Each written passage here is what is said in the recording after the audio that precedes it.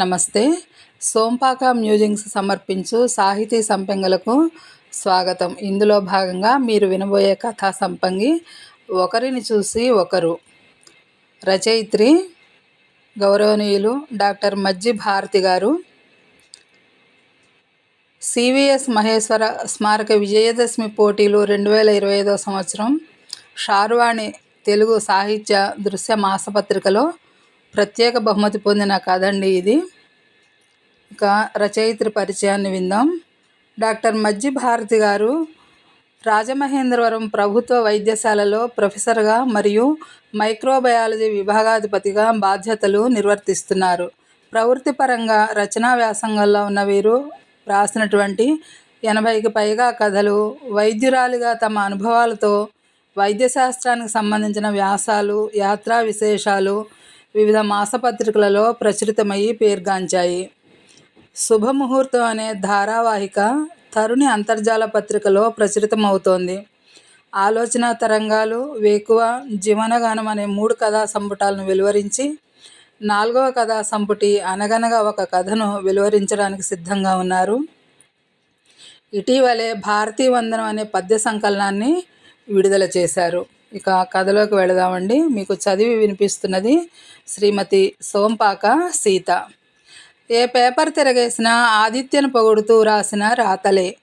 ఏ municipal commissioner చేయలేని పని, ఇన్ని సంవత్సరాలుగా జరగని పని ఒకే ఒక్కడు రాష్ట్ర ప్రజలను ఈ మున్సిపాలిటీ వైపు తలతిప్పేలా చేసినవాడు అనే హెడ్డింగులతో రాష్ట్రమంతా ఈ మున్సిపాలిటీ సాధించిన విజయాన్ని ప్రముఖంగా ప్రచురించాయి అన్ని వార్తాపత్రికలు. టీవీ ఛానల్స్లోనూ గణేష్ ఉత్సవాల ఆర్గనైజర్స్ను ఒప్పించి విజయం సాధించిన కమిషనర్గా ఆదిత్యను గురించిన వార్తలే.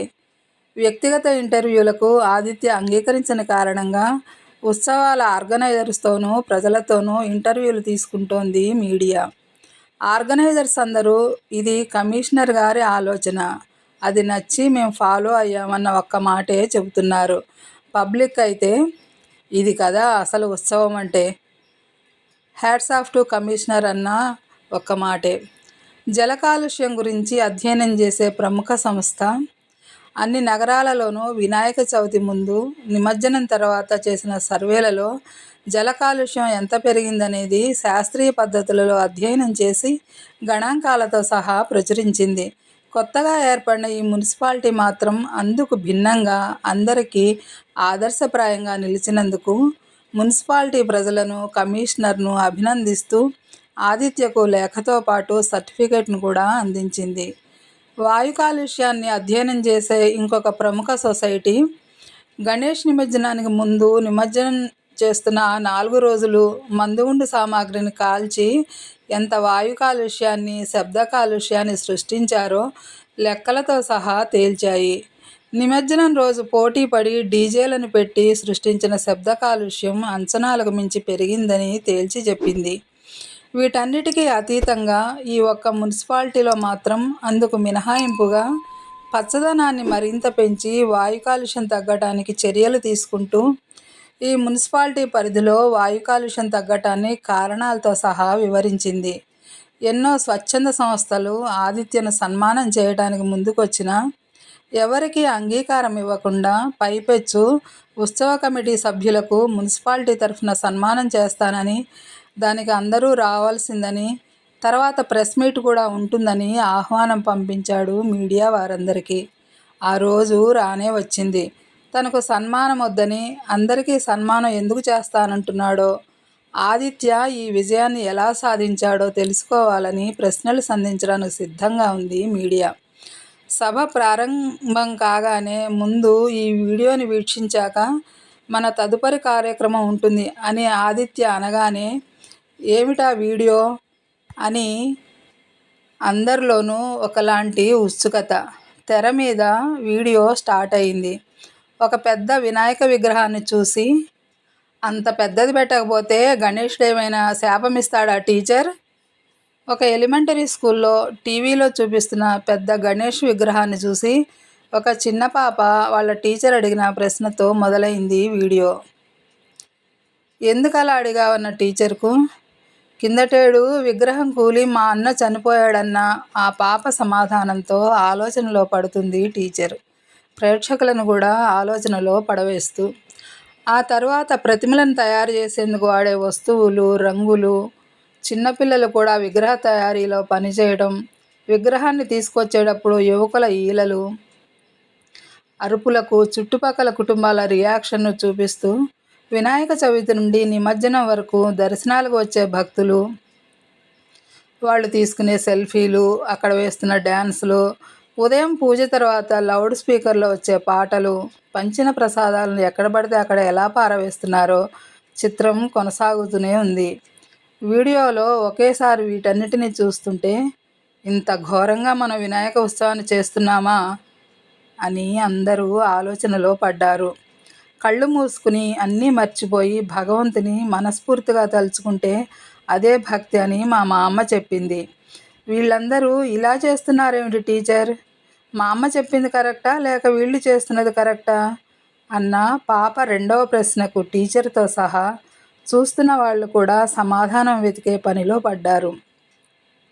నిమజ్జనం ముందు గణేష్ శోభాయాత్ర చేసిన రోడ్లన్నీ చూస్తే విసిరి పారేసిన ప్రసాదాలతోనూ, వాడిపోయిన పూలదండలతోనూ, గాలిలో విసురుతున్న రంగురంగుల పొడులతోటి, అన్నిటినీ మించి యువతీ యువకుల అసభ్యకర నృత్యాలతో.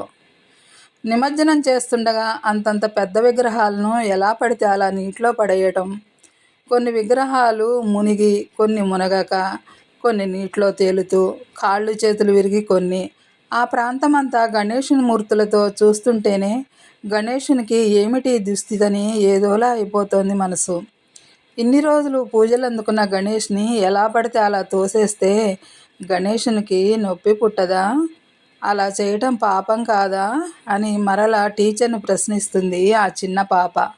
ఈ చిన్న పాపకు వచ్చిన సందేహం మనకెవరికి ఎందుకు రాలేదు? భక్తికి మనం ఇస్తున్న నిర్వచనం ఏంటి? మనము భక్తి అనుకుంటున్నది పంచభూతాలకు ఎంత భారమైందో చూస్తున్నారు కదా. ఈ రకంగా చేయటం అవసరమా, లేక మన భక్తిని చూపించుకునే వేరే మార్గం ఏదైనా ఉందా అని ఒక గొంతు ప్రశ్నిస్తుంది మనలను. తర్వాత కొన్ని సెకండ్లు వీడియో బ్లాంక్. వీడియో అయిపోయిందా, ఏం చెప్పదలుచుకున్నారు? మనమైతే ఏం చేస్తాం? అందరి గుసగుసలతోనూ హాలు నిండిపోయింది. ఆ చిన్నపిల్లలు చూపించిన ఆ వేరే మార్గమేమిటో మనము చూద్దాం రండి అంటూ మరలా వీడియో మొదలైంది. తెరకు కళ్ళు అప్పగించారందరూ. మన స్కూల్లో వినాయక చవితి చేద్దామనుకున్నాం కదా, మనం ఎలా చేద్దాం అన్న టీచర్ ప్రశ్నతో అందరూ పొడుగ్గా బలంగా ఉన్న ఒక అబ్బాయిని చూడటం మొదలుపెట్టారు.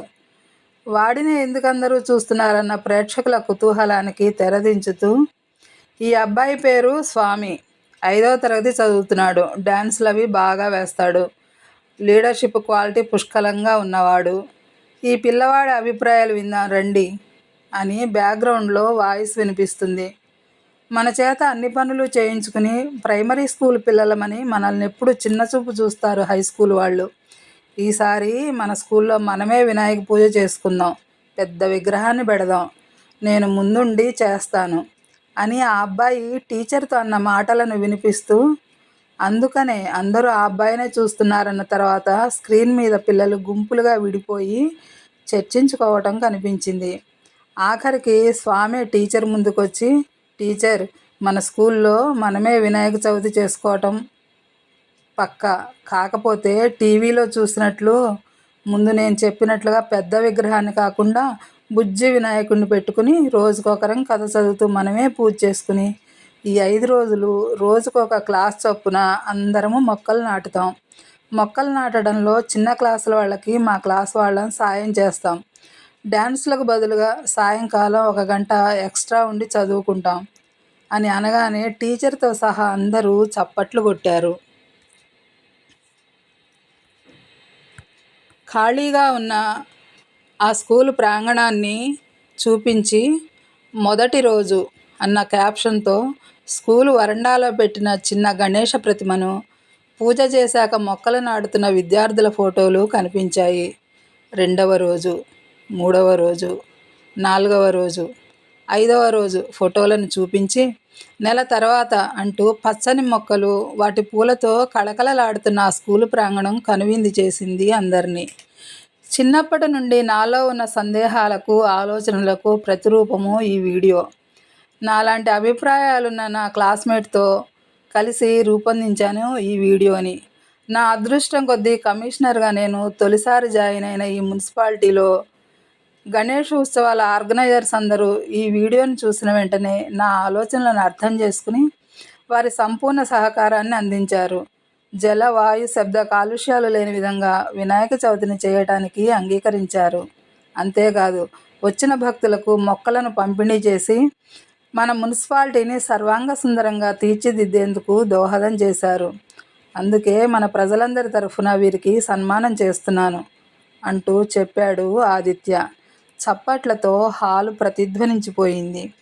సభను ముగించి ఇంటికొచ్చిన ఆదిత్య తన హాల్లో కూర్చున్న వారిని చూసి ఆశ్చర్యపోయాడు. అందరూ తనను బాగా పొగిడినందుకు తనకేమైనా చిత్తభ్రాంతి కలిగిందా అనే అనుమానం కూడా వచ్చింది. తాను చూస్తున్నది నిజమా కాదా అని కళ్ళు నులుముకుని మరీ చూడసాగాడు. నిన్ను మరీ ఎక్కువసేపు కన్ఫ్యూజన్లో ఉంచడం మాకు ఇష్టం లేదు. నువ్వు చూస్తున్నది నిజమే, చిత్తభ్రాంతి కాదు. సశరీరాలతో మేము నీ ముందు నిల్చున్నాం. నీకు సహకారం అందించినందుకు అందరికీ సన్మానం చేశావు.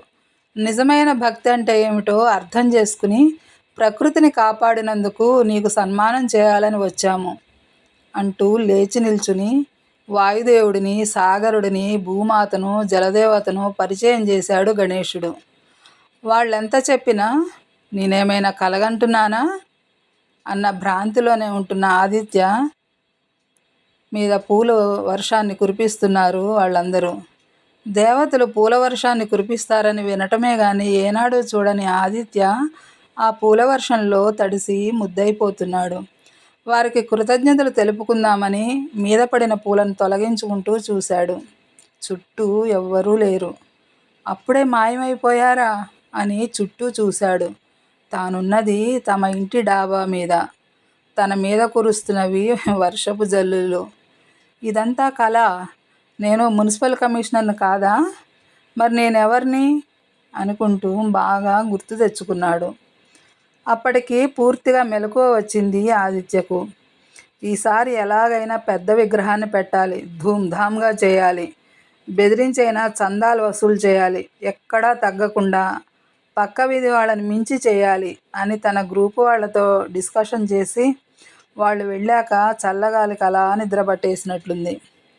ఒకరిని చూసి ఒకరు ఎదుటి వాళ్ళని మించి అనుకుంటూ గణేష్ ప్రతిమ ఎత్తును పెంచేస్తూ లౌడ్ స్పీకర్లతో హోరెత్తిస్తూ అడ్డమైన డ్యాన్సులు చేస్తూ ఆ 9 రోజులు కళ గుర్తుకొస్తే తాము చేస్తున్నది మిగిలిన వాళ్ళ దృష్టిలో ఎంత జుగుప్సగా ఉంటుందో తెలిసింది ఆదిత్యకు. ఆ పిల్లలు చేసిన ఉత్సవం ఎంత ముచ్చటగా ఉందో కూడా. ఇంకా నయం, కల్లోకొచ్చి కళ్ళు తెరిపించాడు వినాయకుడు. కలలోలాగా పూజ జరిపితే బాగుండు, కలలో వచ్చినవన్నీ నిజం చేయమని విఘ్ననాయకునికి దండం పెట్టుకుంటూ అర్జెంటుగా మరలా మీటింగ్ అని ఫ్రెండ్స్ అందరికీ ఫోన్లు చేయటం మొదలుపెట్టాడు డిగ్రీ చదువుతున్న ఆదిత్య. మిత్రులారా, కథ సమాప్తం. మీకు ఈ కథ నచ్చినట్లయితే తప్పకుండా లైక్ చేయండి. మీ అభిప్రాయాలను కామెంట్ రూపంలో తెలియజేయండి. మీ మిత్రులకు తప్పకుండా షేర్ చేయండి. సబ్స్క్రైబ్ అవ్వని మిత్రులుంటే సబ్స్క్రైబ్ అవుతూ నన్ను ఎంకరేజ్ చేయాలని కోరుతున్నాను. మళ్ళీ మంచి కథతో రేపు మీ ముందుంటానండి. అంతవరకు సెలవు. ధన్యవాదాలు.